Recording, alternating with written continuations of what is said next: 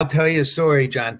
When I was in Charlotte in the Mid Atlantic, I was the Mid Atlantic champion, and I was doing a couple different deals with Ray Stevens, Kenny Patera, and then Khosrow, the Iron Sheik. So the Iron Sheik beat me on TV using his loaded boot. Boom, he kicked me. Boom, down I went. 1, 2, 3. He gets the belt.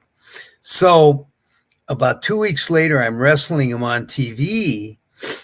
So I wind up, switcherooing, and I wound up putting a sleeper on him. Boom, I put him out. I took his boot off, and I went to the interview, and I said, I've got the Sheik's boot now. I'm going to get my belt back.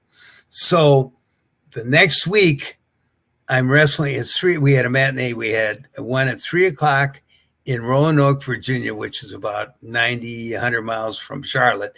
And then we had the main event match again was in Charlotte at 7:30. So I go to Roanoke, I get in the locker room, and Sandy Scott, who was George Scott's brother, comes up to me and he says, did you get the finish for the match? And I said, no. I said, what is it? And he says, George wants you to do an hour draw. I said, what? He said, an hour draw. I said, Sandy, I said, if we do an hour draw, you might as well dig a hole in the middle of the ring and bury me there, because I won't draw a dime for you from now on. I said, if I'm the ex-champion and I've got his gimmick boot and I can't beat him in 60 minutes, what else is there? Right. And Sandy says, well, that's what George wanted. So we did that hour draw. It was horrible match. And it was, and that night we had to do a 45-minute match. And about a week later, this was my demise in the Mid Atlantic. I was wrestling Khosrow in this Indian reservation. And I'm trying to think where the heck it was, but it was a small little place not too far from Charlotte. And they wanted us to do an hour draw in this Indian reservation. So I said, okay, so we're doing this match, boom, boom, boom. And it was about 40 minutes. And all of a sudden, Khosrow goes outside and hurts his back. And he's laying there on the ground. He said, oh, Jim, my back. So I thought he was hurt. So we both got counted out at about 45 minutes. So, there's no title change or nothing. So Right.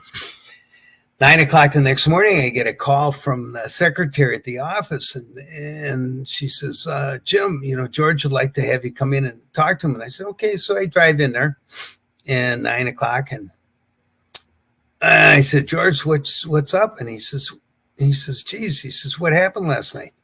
He said, I wanted you guys to go an hour. And I said, Khosrow got hurt, so we just got counted out. And he says, no, he told me he wasn't hurt. I said, what? He says, yeah, he told me he wasn't hurt. And I said, well, he told me he was hurt. And he says, well, Jim, he says, I got to let you go. So he fired me. Oh, my God. So I thought, well, I needed to get out of North Carolina. And it was funny because Khosrow, who I broke in with, back in 72, and he was the most pious, religious Arab, you ever want to meet. And he didn't drink or smoke. And he got so corrupted in the pro wrestling business. It was a shame. I mean, it was horrible. And it's funny because not only did I get fired by him, I had my worst match with him. And I also had a match in Richmond, Virginia, where he got carried away he had this tag team rope, and it was just he and I in the ring and making a big comeback. He stopped me and he put this rope around my neck and he choked me to the point where I was almost unconscious.